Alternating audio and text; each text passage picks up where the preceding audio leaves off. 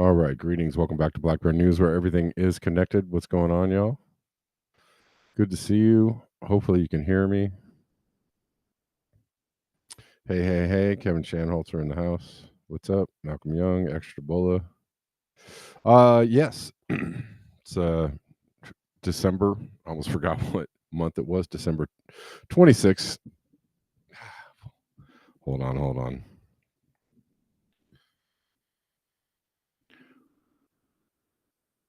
Got a little microphone stand dysfunction going on.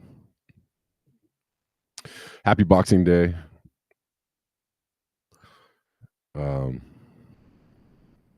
Fudge and cookies are dirt cheap at Aldi's today. All right, well, get on the fudge and the cookies.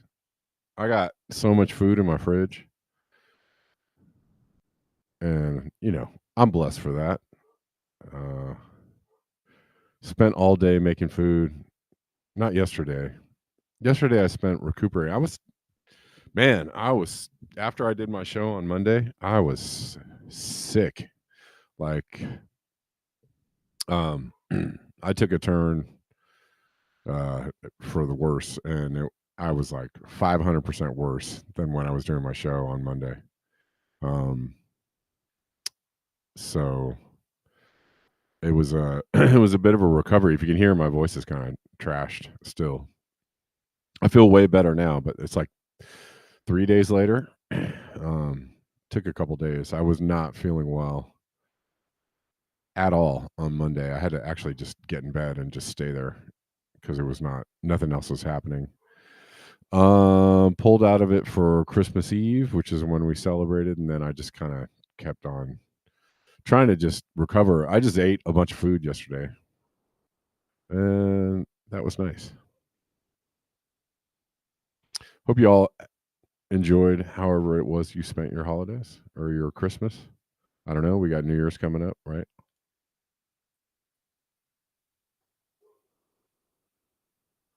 What's up, people on Rockfin? People of Rockfin, how are you?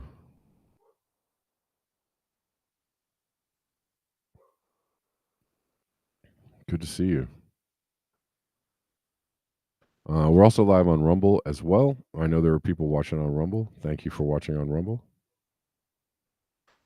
Cool. Let's get into it.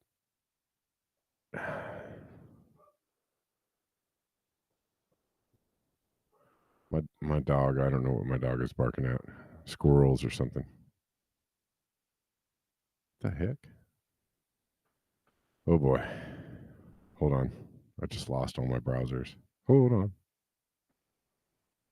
I don't know what's going on here. Okay. I'm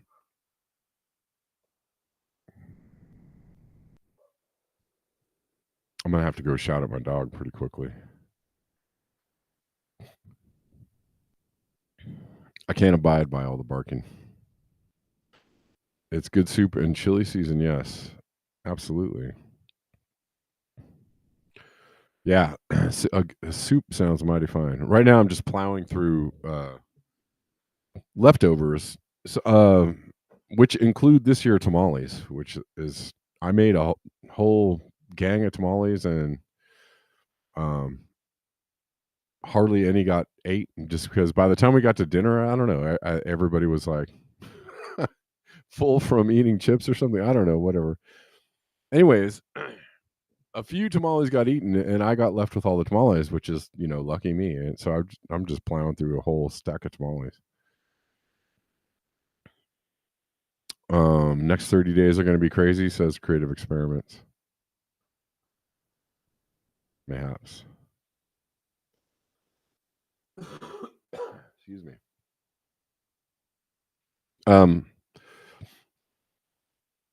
This is from Leon Simons. Global warming is speeding up. Another reason to think about geoengineering. This is the headline from The Economist, I think, is the magazine. And I couldn't really find a substitute for this article. It's fine though. I don't know that we need to read it, but it is something that I've been talking about, the conundrum that we're in, the predicament that we're in, the the idea that global warming is speeding up, and a part of the reason why it's speeding up is because we're taking some of the sulfates out of the air,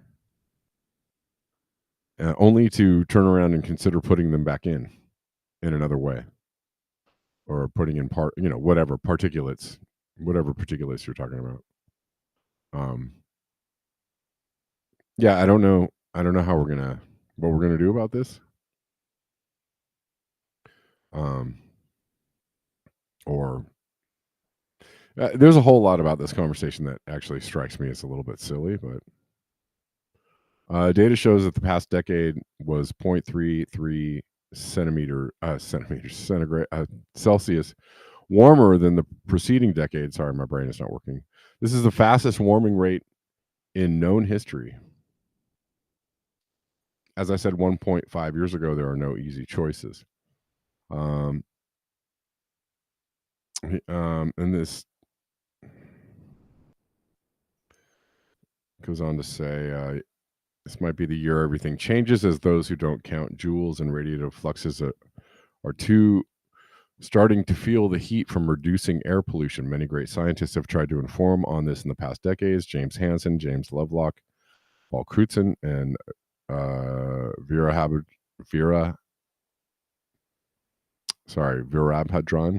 Ramanathan. Policymakers and media have paid very little attention so far. I mean, nobody's really talking about this conversation, especially not in the media. Do you hear the media talking about geoengineering? Do you ever hear this discussion on anywhere except for in a corner of the internet? I don't. I mean, maybe once in a while you might see like something in the Times or the Post about, have we talked about geoengineering yet, or something like that. It's just not really, I don't know. As I said a few months ago, the conversation around climate change is completely destroyed. And I don't know that we're ever going to get it back. Until we're like going over the falls on the raft, the good raft, lollipop or jolly pop, if you will.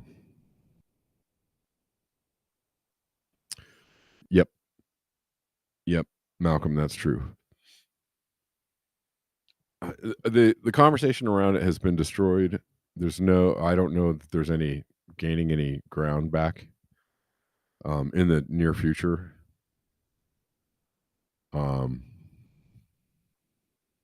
And I would say that is a win for the people in charge. They want it that way, and they got what they wanted. They,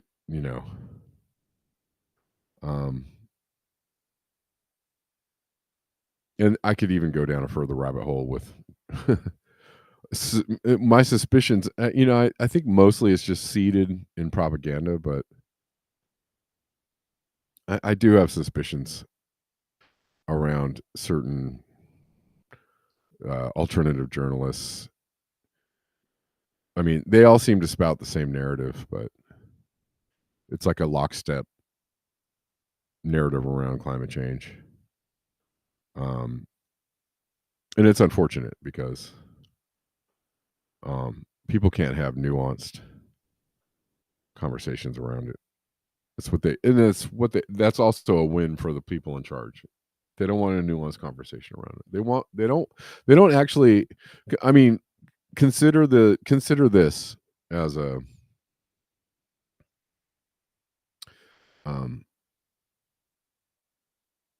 I don't know, as an irony, or consider it as a something that seems a little bit backwards, but the people in charge are the ones that are kind of pushing the climate change narrative, but they're also pretty happy that nobody believes in climate change anymore, or doesn't want to talk about it, or think that it's not a problem, right? Because they want people to be happy, dumb consumers till the very end. That's what they want. They want people to just be like, well, a new life awaits, um, right? Productivity and prosperity awaits everyone if you only, play the game right and put your nose to the grindstone and get your college degree and make, whatever. Do all the right things. If you pull yourself up by your bootstraps and you got, you know, you got the chutzpah and the gung ho to get out there and do the thing, you too can benefit from, all the good things that this world can give you, and that's actually true for now. That's true for now. Um, they want people being willing participants in the system for as long as possible. And that's actually something that I missed the other day when I was talking about the breaking of the social contract. And that's I missed one of the main points I was trying to make that day. And that always happens to me. I should actually write these things down.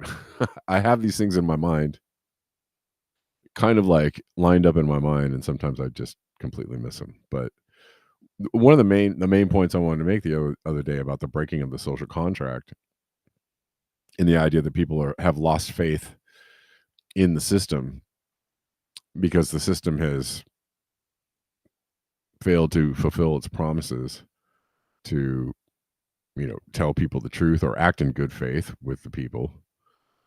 And now they're just outright hand over fist lying and stealing from the people, like any good banana republic should.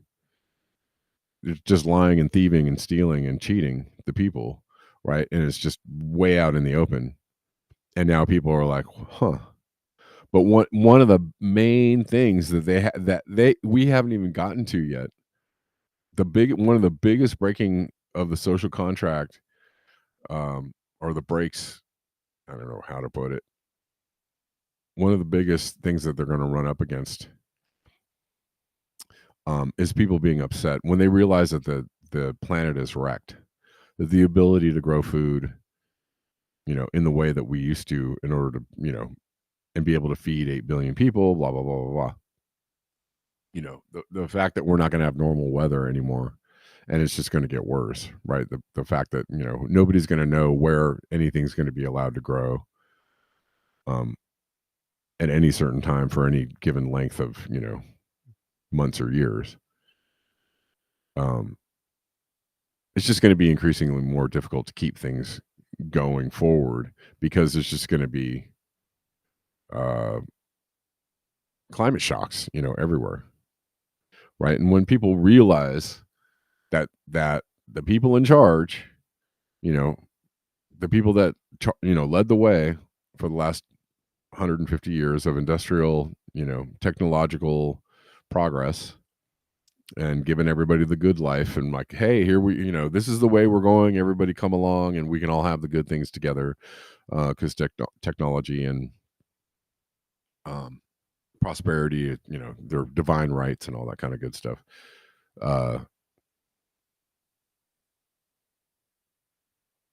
When people realize that was a path to ruin, or at least the way that they chose to do it, and the way that they chose to do it was a path to ruin because it destroyed the planet.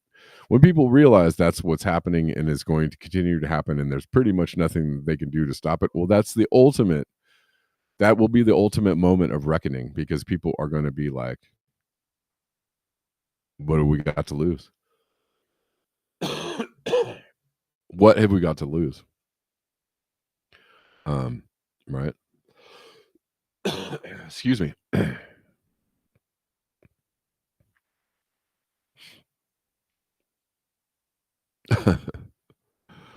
Oh yeah. People brainwashed to believe they can live like Don Johnson from Miami Vice. Yeah, and as I said, for now, that is still true. They want people believing in that story for, right up to the very end. They don't want a mass awakening. They don't want a mass awareness that, like, it's done. We're done. We're cooked. It's done.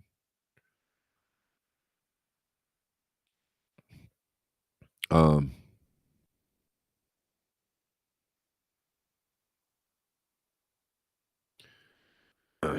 anyways, what? This is pretty wild. Thanks for the link, Denver. Say what? Yeah, so the idea that they're talking about geoengineering. God, this is such a big story. Such a big subject, not story necessarily. But what do you do? Already the talk of geoengineering is the predicament, the conundrum that we've, well, gee, why is it warming faster? Oh, because you know, we stopped burning all these like heavy particulate laden oil, fossil fuels, bunker fuels and coal and stuff, and that's coming out of the sky, and now it's allowing for the heating that was masked to actually take hold. Oh, what do we do about it? Well, put the shit back in the sky. Like, it doesn't make any sense. And again, my thoughts on the idea that they don't know how geoengineering works fully and completely, and haven't already tested it fully and completely, and aren't already doing it fully and completely on some level. I don't know about doing it fully and completely, but they definitely know how it works. The idea that they don't know how it works and that they're going to experiment and stuff is just like it's childish. Um, that is a naive thought. The idea that they don't understand it. It's just that's one of the funniest things I ever heard. That's just me. That's just me. But quickly, geoengineering is not a quick fix for the climate crisis. New analysis shows a new study debunks the idea that solar geoengineering is a temporary measure to reduce warming and meet climate targets. I mean, and this has also been part of the conversation for a long time around geoengineering, and we don't know what the effects are going to be. Well, we know the effects are going to be disruptive. You don't think it's not going to be disruptive? Um, we don't know what the effects are going to be, right? It's going to have, and you're going to have to keep doing it, right? And what if you also put yourself in the catch-22 of, well, if you start once you start it, you're not going to be able to stop it, which is kind of what this article is saying, right? What's the end goal of geoengineering? Well, what that the time. Do you know the timeline of how long climate change might last or be getting worse? And you're like, well, we're gonna have to do some geoengineering. Well, when do we stop? I don't know. So you're gonna again, the answers that they give around this problem are the worst possible answers all the time, every time. Right. Yeah. I mean, nobody's right. Malcolm Young. Nobody. Heat pumps and liquid air are my 100% answer to ocean heat and atmospheric CO2. Right. There are a lot of other. Uh, we'll call them technologies, but I would call them like nature driven technologies. There's restarting the hydrological cycle. Right. There's carbon sinks and all kind. There are ways to maybe alleviate some of the problem. But we're not even there. We're not even close to having those conversations. I mean, I know some people are, but like we're on a mass level, we're not, here's like this is the kind of stuff they put out. Well, it's getting hot. Maybe we should geoengineer. Like it's just the most dumb, bottom barrel, lowest common denominator type thinking. Like it's just not. A new study debunks the idea that solar geoengineering is a temporary measure. Uh, A controversial idea for cooling the Earth's climate through artificial means would likely require a much longer global commitment than policymakers and the public understand. According to well, yeah. I mean, does the public understand anything about about geoengineering? I don't think so. Not really. I mean, the part of the public that understands something about geoengineering are the people that believe that geoengineering is already happening and are fully convinced that, right? And somehow all of these people are climate deniers, climate change deniers. That's also another I don't grapple with that one. I just don't understand that one.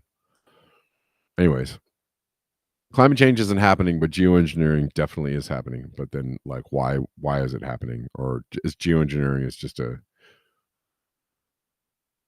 they're controlling the weather? I don't know. Whatever. It's too much of a Gordian knot to unravel. Controversial idea for cooling the Earth's climate through artificial means would likely require a much longer global commitment than policymakers and the public understand. If world leaders decide to use solar geoengineering to meet international climate goals, they would be locked into it for a century or more, the study suggests. Well, duh, yeah.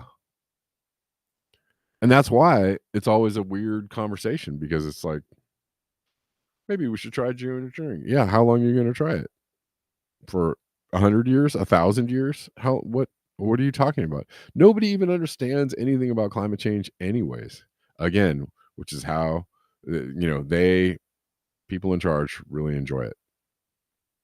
Really enjoy that nobody understands what's going on, how anything works, are more likely or prone to just be like, it's all a bunch of hooey, blah.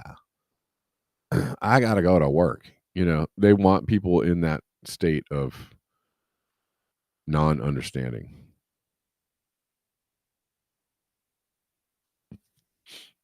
All right. Geoengineering is often communicated as a temporary stopgap measure, so it implies being relatively short. Right. I want to real quick this link that Denver sent me. Just on the headline, um, interest alone. It's what? This is from 2024, a few days ago, from 12/20. Canada teams up with Bill Gates' Deep Sky project to remove Earth's atmosphere. What? I had to read this because I don't. I mean, what? I don't understand this. Dis Diswire. This is from Diswire. Canadian startup awarded a 40 million grant from Bill Gates' Climate Solutions Initiative is preparing to extract carbon directly from the atmosphere at its Alberta site by this spring. Okay. Montreal-based Deep Sky announced on Wednesday that it had secured funding from Breakthrough Energy Catalyst, a firm established by Gates to support its Deep Sky Alpha project. According to CEO Damien Steele, construction of this facility. So this is just carbon extraction? I don't. Why do they say remove Earth's atmosphere? Okay.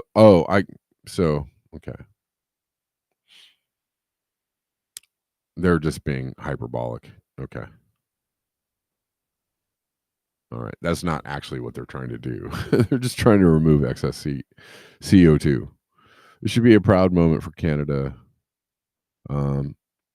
Facility in April of 2025 will be one of the first full stack facilities in North America to actually remove CO2 from the atmosphere using renewable power and store it underground in a deep saline aquifer. Okay. All righty.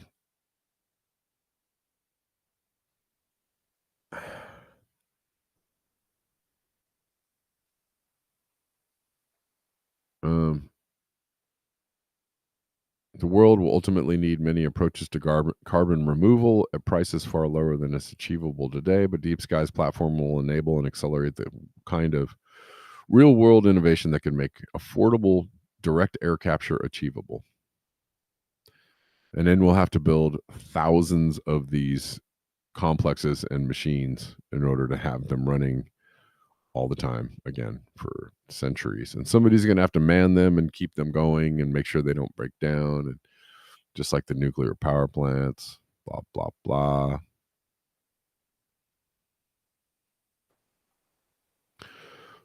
Again, and then you're going to have to build these things, right?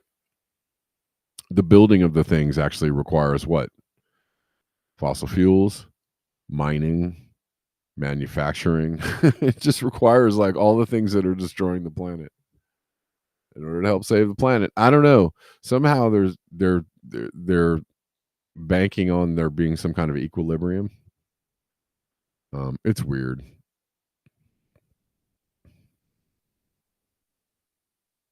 It's weird. All right, we're gonna switch gears.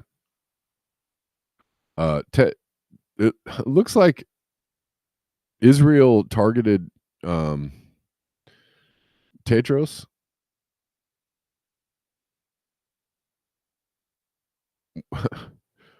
with an airstrike, and maybe they. This can't be an accident. Tedros Ghebreyesus, I don't know how to say his name. Ghebreyesus, the head of the WHO, the World Health Organization, was in Yemen to negotiate the release of UN staffers who had been held hostage by the Houthi movement for several months, and assess the health and humanitarian situation in the country. With the mission concluded, he and his team were about to board their flight out of the country when the airport came under attack, as well as two reported deaths. A member of his plane's crew was injured. The air traffic control tower and the departure lounge were both damaged. Tedros and his team were just meters away, but are unharmed. Wow. The strike is reportedly one of two that took place in the Houthi-led Sana'a on Thursday, with the second hitting the Ras Issa port, killing one person.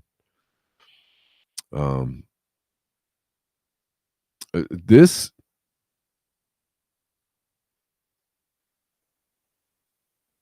okay, so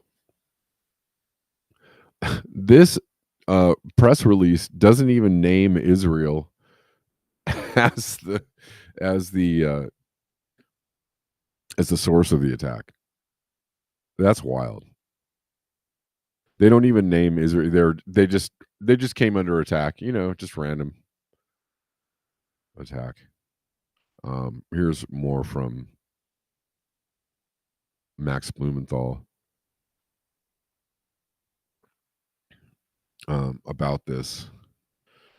That's pretty wild. Head of WHO says Israel nearly killed him and killed the two crew members of his flight, but won't say it's Israel. No, they didn't say it was Israel in that release.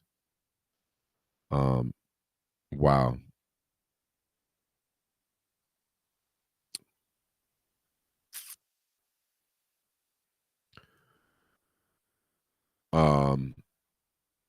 So were they targeting him? Were they sending him a message? I don't know.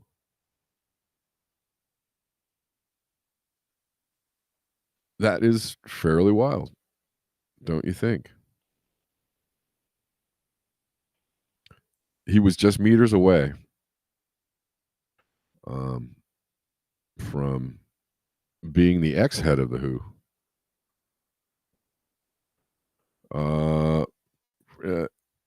Over the last week or the holiday, France has a new government.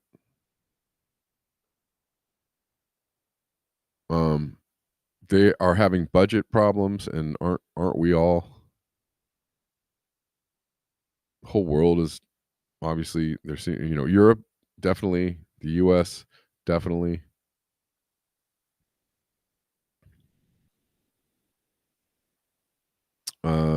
French President Emmanuel Macron's office announced a new government on Monday after the previous cabinet collapsed. The government put together by newly named Prime Minister Francois Bayrou includes members of the outgoing conservative-dominated team and new figures from the centrist or left-leaning backgrounds. Coming up with the 2025 budget will be the most urgent order of business. The new government enters office after months of political deadlock and crisis and pressure from financial markets to reduce France's colossal debt. Colossal debt. Who else has colossal debt? Let me think. Macron has vowed to remain in office until his term ends in 2027, but has struggled to govern since snap elections in the summer left no single party with a majority. Some critics on Monday were angry at Bayrou for consulting with Marine Le Pen's far-right party. And some argue the government looks too much like the old one to win lawmakers' trust.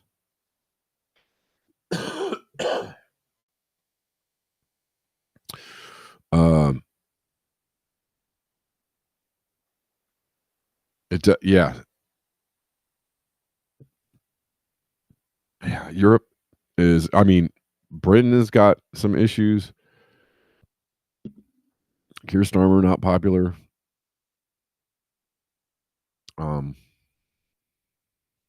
They are also having economic problems. The German government is in turmoil.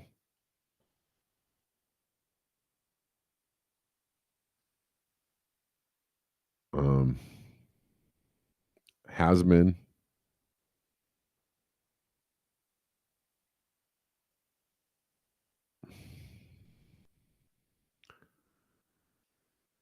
It looks like there's going to be an early election. Germany's Scholz nears his endgame. Here's what's going to happen. A confidence vote set for Monday will almost certainly lead to an early election on February 23rd.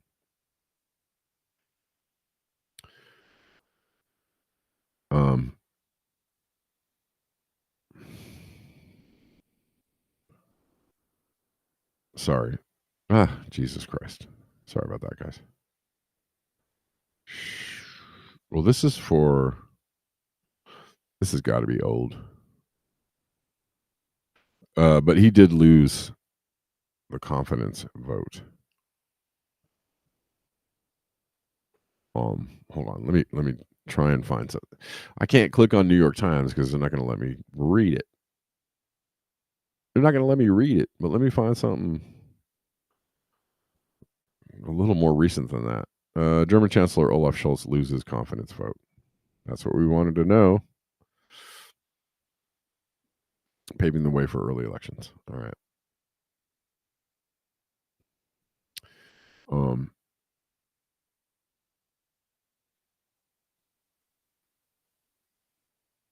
So, there one theory around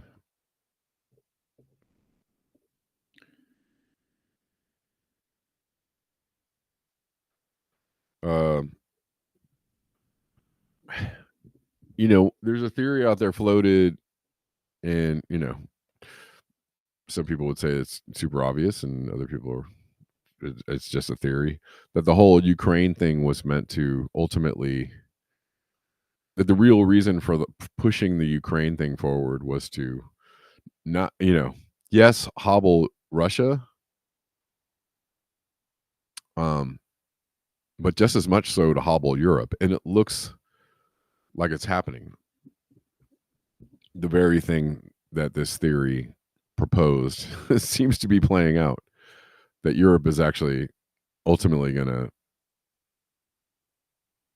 to face some very rough and rocky times due to its involvement in supporting the Ukraine conflict and supporting all of the sanctions and the, blah, blah, blah.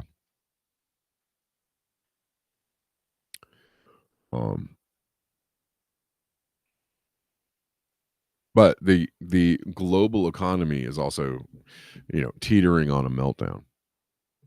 And that is also playing into it, and you could throw the war, you could throw the wars in there as a reason for, somebody's profiting from all these wars and the bombs and whatnot. But apparently the countries at large are not. It's just the corporations seem to be banking, secretly, quietly banking.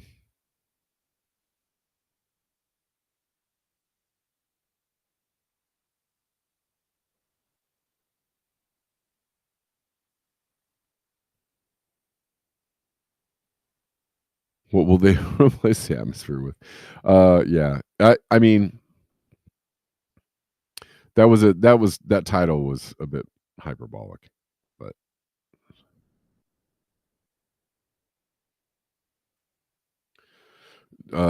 Denver on Rockfin says they game theoried everything and then proceed to choose every single wrong course of action because the goal was always to crash everything to build back better. Right. The build back better plan is very much in play. It was kind of obviously it was a post COVID or, actually in the middle of COVID, it was kind of the election the campaign slogan, one of the big campaign slogans of the Democrats during COVID while Biden was running against the orange wonder, um, or the orange menace, whatever you want to call him. Either way, he's orange. And Biden was running against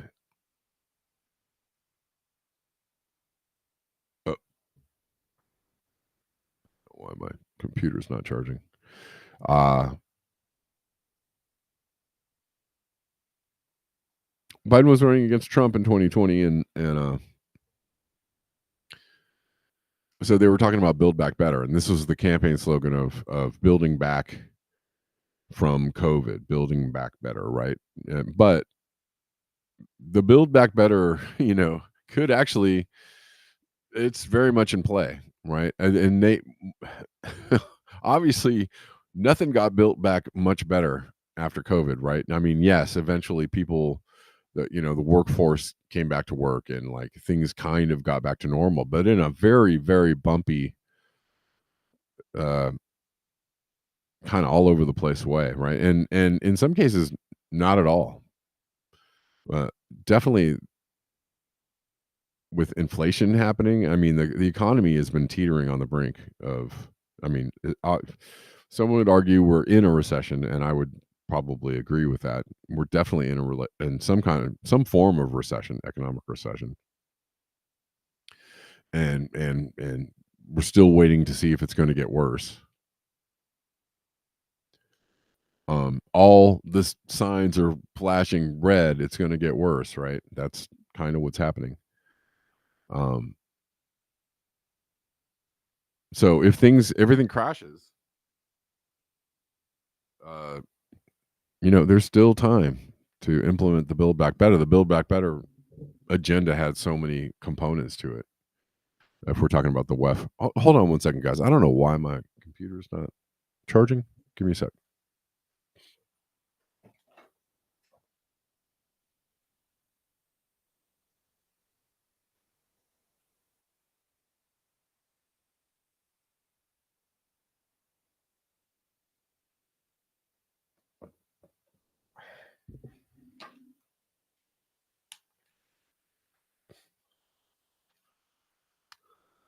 Okay. Yeah, I didn't want my computer to die because then that would be the end of the show, and that would be no fun. Man, we are. I need to hurry up. Yeah, yeah. I mean, it's kind of the ultimate. The end goal of the Build Back Better is just surveillance, control, more stripping of rights, more, I guess what people would call like Agenda 2030. You'll own nothing and be happy, something like that. And if, like BlackRock has its way, and all these other, huge mega financial institutions that are buying up all the, buying up all the housing, right, in order to like drive the market to such a place that people can't even afford to buy homes. Everybody will be renting. Owning a home will be for the mega rich only. You're going to have your ID to get online. All your money will be on your phone. There'll be social credit scores involved, and whether or not you can access the money that you even have in your bank.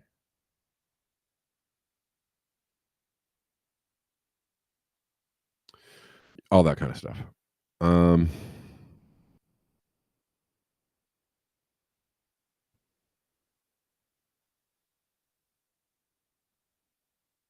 Say what? Somebody's birthday? Whose birthday? Whose birthday? Is it Rich's birthday?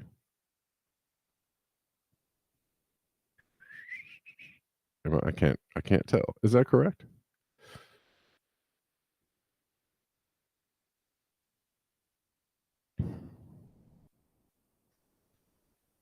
I'm trying to scroll through these here.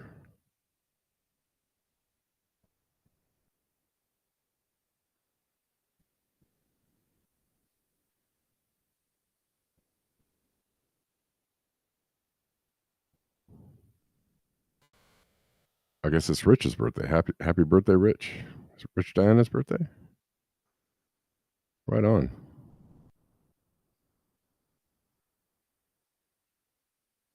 Enjoy. Happy birthday.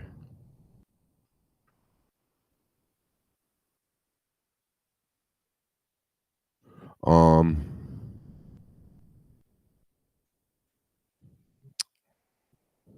let's see.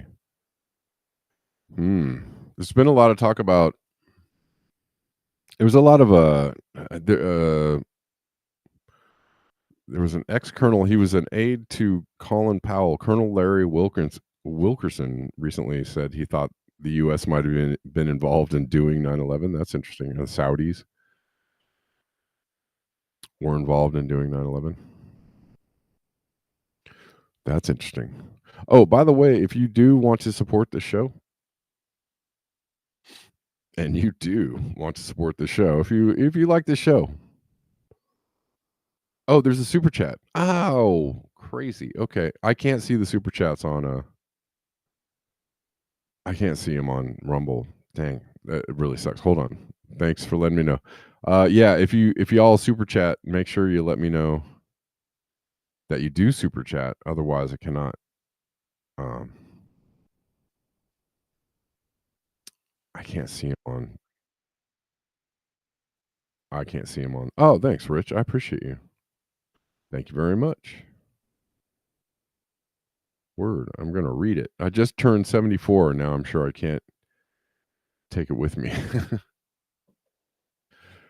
Oh man, thanks. Well, happy birthday, and thank you for the chat. Super appreciated.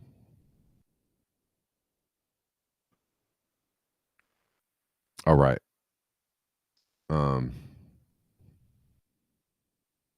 If you want to support the show, there's lots of ways to do it.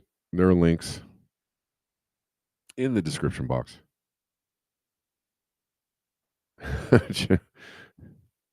Yes. There are links in the description box. Lots of ways to do it. Venmo, Cash App, PayPal, etc., etc. Buy me a coffee, Ko-Fi's, all that, and lots of you support the show already. You know who you are, and I appreciate all of you. So apparently, there was some 9/11 healthcare funding that was supposed to go into this recent bill, the omnibus bill, and that it got nixed. Apparently, because of Trump and Elon Musk. This, they're saying MAGA stopped 9/11 healthcare funding. All right.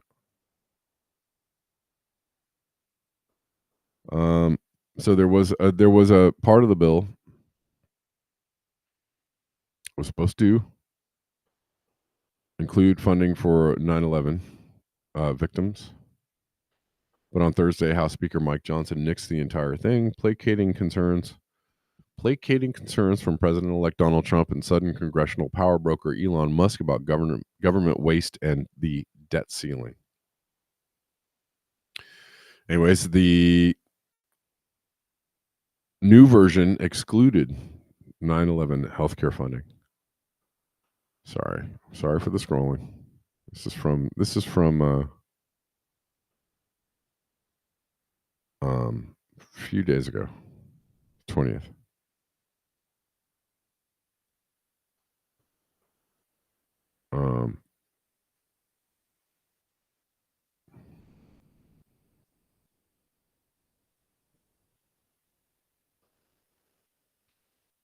Reports on the Hill indicate that Johnson was aiming to pass a clean continuation resolution that would not include the 9/11 bill.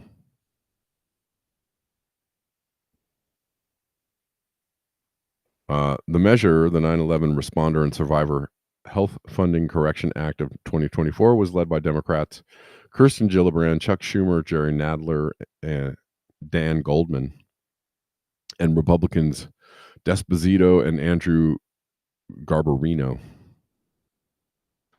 The law was supposed to be a massive feather in Desposito's cap on his way out of the door, display of bipartisan achievement that could serve him well if he were to run for office again in the battleground Long Island after barely losing re-election to Democrat Laura Gillen.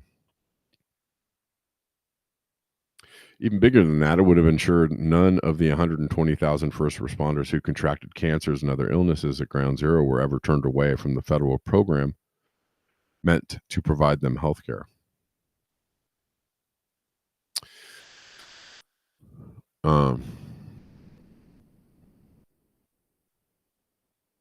These politicians, man, they just shiv you every time. They shiv you every time.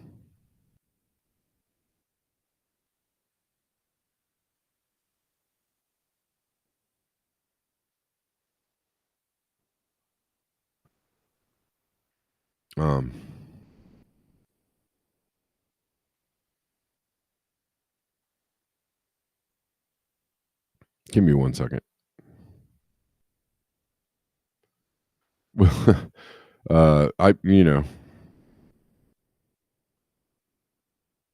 yeah, Johnson is just a empty sack of.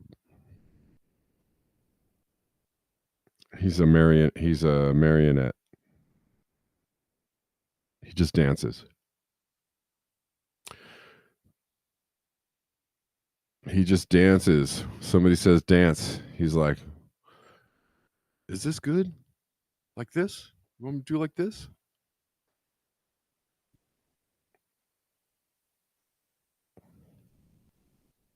Give me a sec. Give me a sec.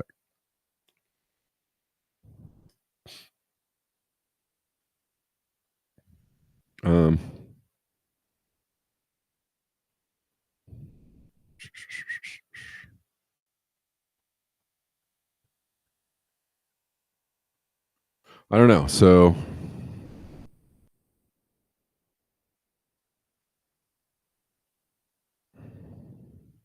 what was it? There was something really crazy from the Hill.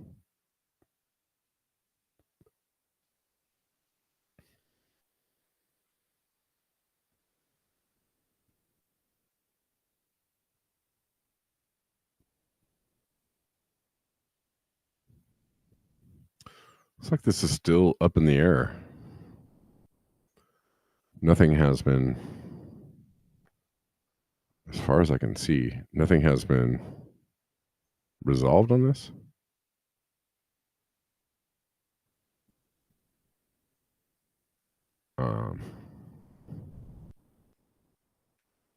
That I can tell. So it looks like it's a holiday, so nobody's doing anything.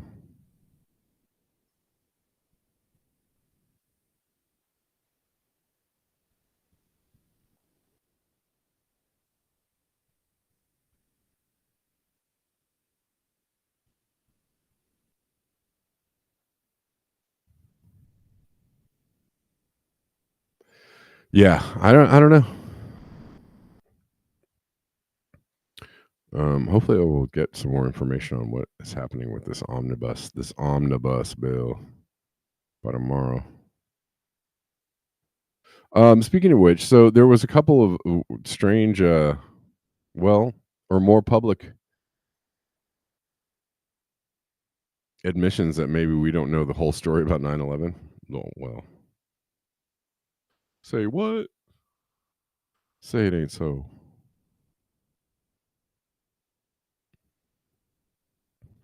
I mean, to people who are well versed in this kind of stuff, uh, this should not be surprising. But I mean, it's just anything but the stock answer of 9/11 when the terrorists came and committed that fateful act on American soil, right? Anything that deviates from that is um shock inducing, right? So this is Colonel Larry Wilkerson, former chief of staff to Colin Powell, suggests US might have been complicit in 9/11. You don't say. I'm reading right now some information that, for example, shocking information, but I should have expected it because I knew the 9/11 Commission didn't do a very good job. Hell, I wrote Powell's testimony for it and helped with Condi Rice's testimony. I knew we didn't do a good job. But right now, I'm hearing the information's coming out that shows major Saudi royal complicity in 9/11. And the only thing that's keeping it from coming out is people who don't want it to come out. But it will inexorably work its way out. I wonder how much deeper this goes. Were we even complicit with the Saudi royals? Because it started the clean break strategy instantly, just like that. Gave us an excuse to do it when we didn't really have an excuse to do it.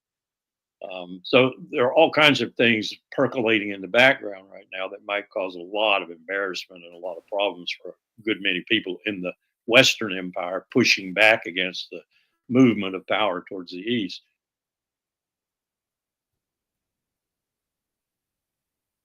That I mean,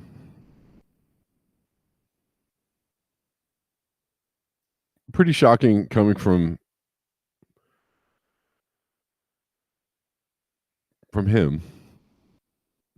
This is Jeffrey Sachs saying we don't know. We don't know why 9/11 happened. There are many theories. Okay. Why did 9/11 happen? Well, we don't know exactly why 9/11 happened because there are many theories and so forth. But we do know one thing that is unequivocal, and it remains a fact until today, and that is what is called Islamic jihadist forces, Islamic fundamentalist fighters, which in the normal interpretation are what launched the 9/11 attack. Those forces were funded, armed, trained, supported, backed, prodded by the United States government for decades. And that is true until today. Why did 9/11 happen? Well, we don't know exactly what. Anyways, I mean, there are people that have pretty solid knowledge about the whys and the wherefores, right? What a new 9/11, Operation Northwoods, stuff like that. Larry Silverstein. And again, that was a multi-layered, multi-agendaed, multi-pronged event. And that would be another, like, I don't think that the actual, truth is going to come out about that. I think it would be over civilization's dead body or over the United States dead body, because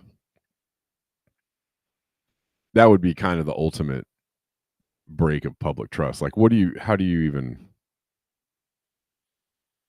they do everything that they possibly can, and they make sure that everybody stays in line with the propaganda, because if you allow a fissure to open up in public discourse about what really happened or who was behind what, and if you allowed the truth to come out, it would pretty much be the end of the United States, right? Because you'd have to come to grips with, you'd have people going, "Oh, so you guys did this to your own what? You what? You guys did what?" Yeah, and that would be too much. It would be so. I just don't know what people. How could you even go forward thinking like, "Oh yeah, it's fine"? No, you'd want some kind of justice for that. You'd want some kind of reconciliation for that. Anyways,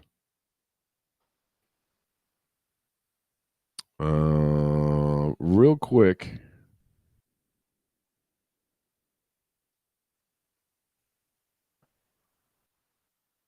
Jolly West. I was a person I was trying to think of one day when I was doing a show. I was trying to. I couldn't remember this guy's name. He was an MK Ultra psychiatrist, I guess. But he was very, very well influential, I guess. Famously, he was the psychiatrist that went in and talked to Jack Ruby after Jack Ruby had shot Oswald, and Jack Ruby was declared non-compos mentis, and like he couldn't stand trial because he'd lost his mind.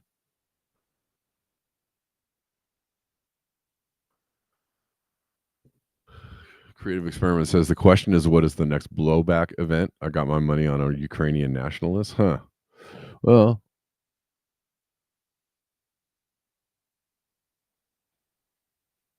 we shall see. What did Timothy McVeigh, Sirhan, Ted Kaczynski, and Charles Manson all have in common?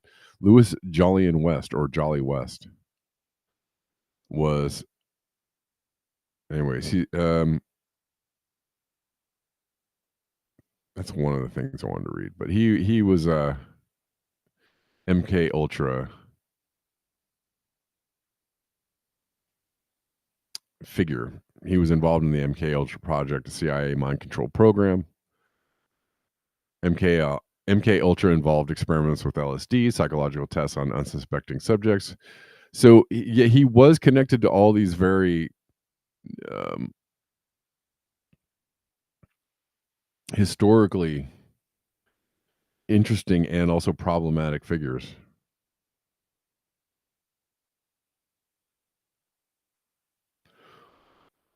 West was known for his research into the dissociative states and suggestibility, potentially linking him to the behaviors or motivations of these figures. He was based out of UCLA.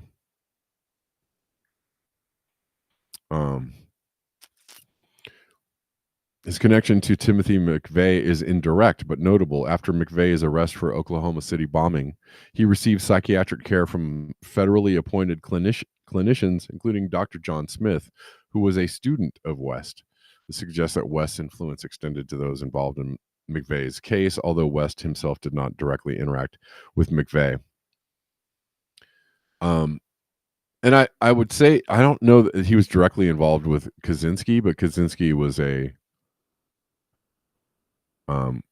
when he was at college, was involved in some kind of MK Ultra experiment. I can't remember the name of the doctor that he was doing these experiments with.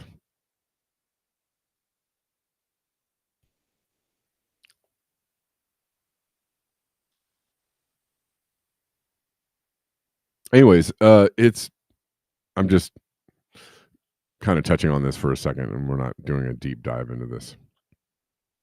But he did leave out Jack Ruby, which I think was Very, very important.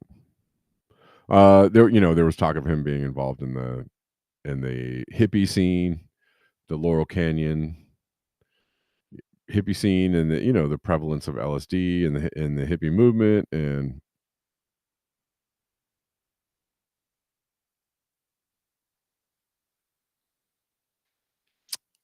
infiltrating popular culture or hippie culture,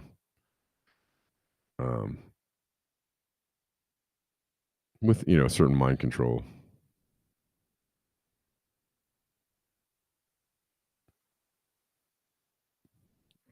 He was the chair of psychiatry at UCLA and UC Los Angeles in the 60s and 70s. He was all around Hollywood and the hippie music industrial complex of Laurel Canyon. Yeah, and they also, I think, in San Francisco, they were doing experiments, where they were getting people, they were dosing people who were, having encounters with prostitutes, right? They would get them in a room and then dose them and and see what happened. They would just do experiments on people that were unsuspecting. They were, that anything was going on. It is a very interesting story, and one I'd have to do like a whole video on Jack Ruby and the MK Ultra experiment. But it's a very interesting subject. I know we're going far and wide today, but this was something that people were retweeting a lot on Twitter, and I was just like, yeah, let's talk about Jack Ruby for just a moment.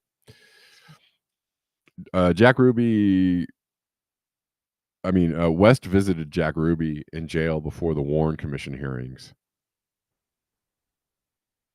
Tom O'Neill covers this extensively in his Chaos book about the Manson murders. He was also directly responsible for Frank Olson's murder. Not sure if West was directly involved. Whitey Bulger and Jim Jones were involved in the MK Ultra program as well.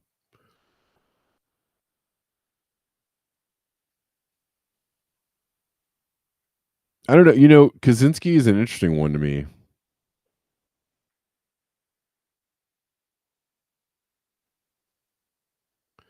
Oh, we're not going to be able to see this. No. Anyways.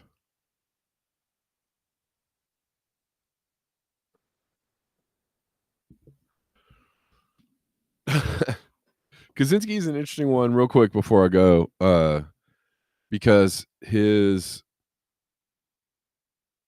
people would say that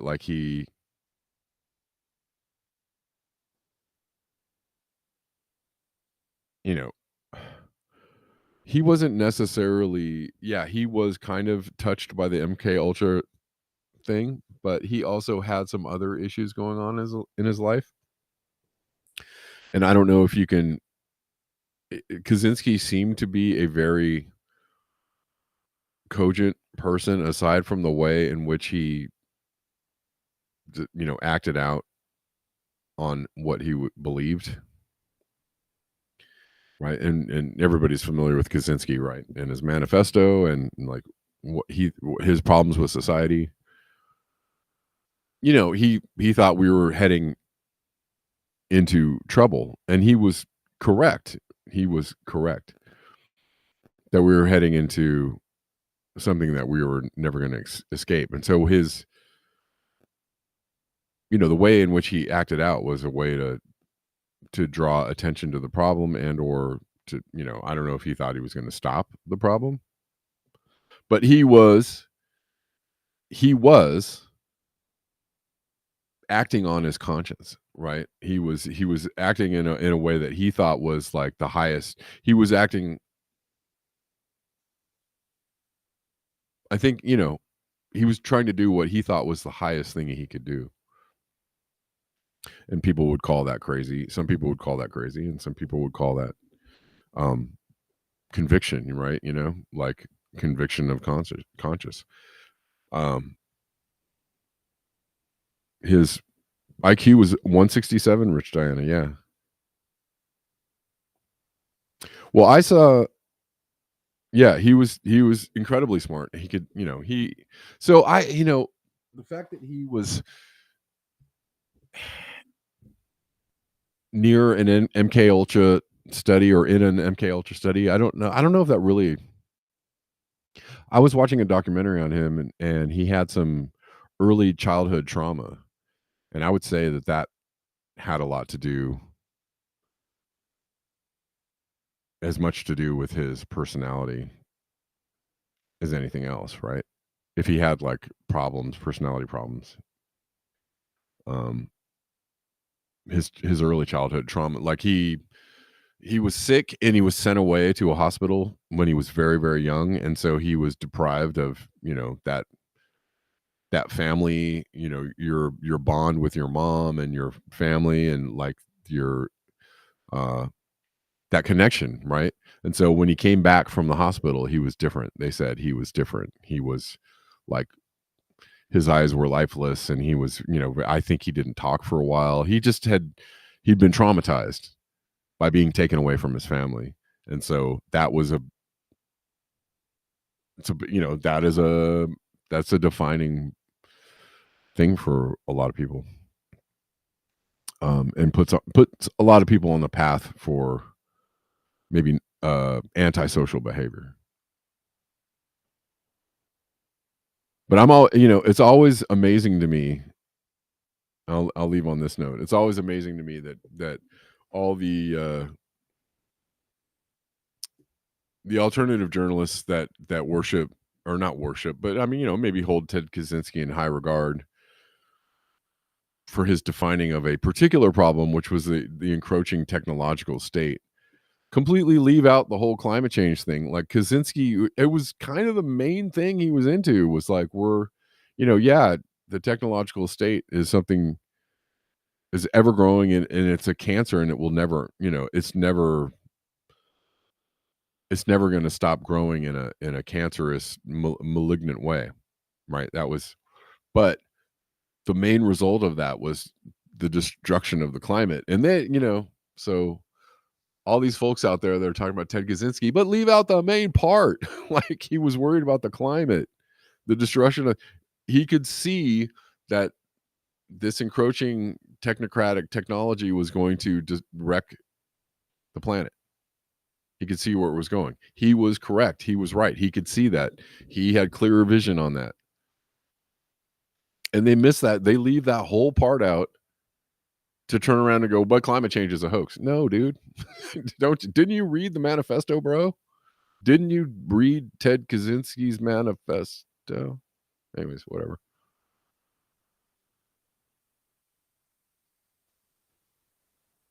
It was a big part of what he believed. It was a huge part. All right. Guys, it's been fun. It's been great. It's been real.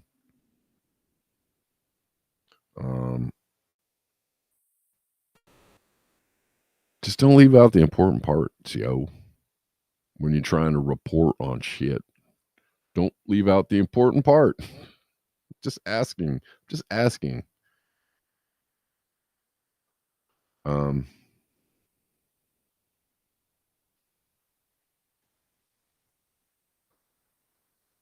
Don't know if I have anybody else to thank. Thanks again, Rich. I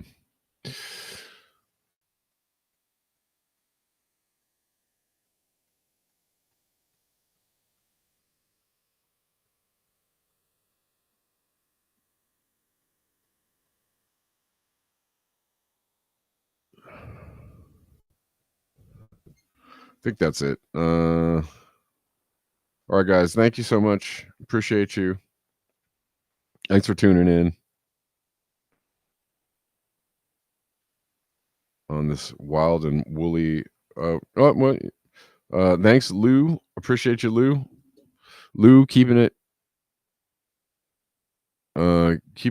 coming in with the monthly donation. Thank you so much, Lou. I appreciate you. I think that's it. All right, guys. I will see you tomorrow, the regular time of 12 p.m. Pacific. And Y'all are great. Thanks for hanging out today. Until next time, peace.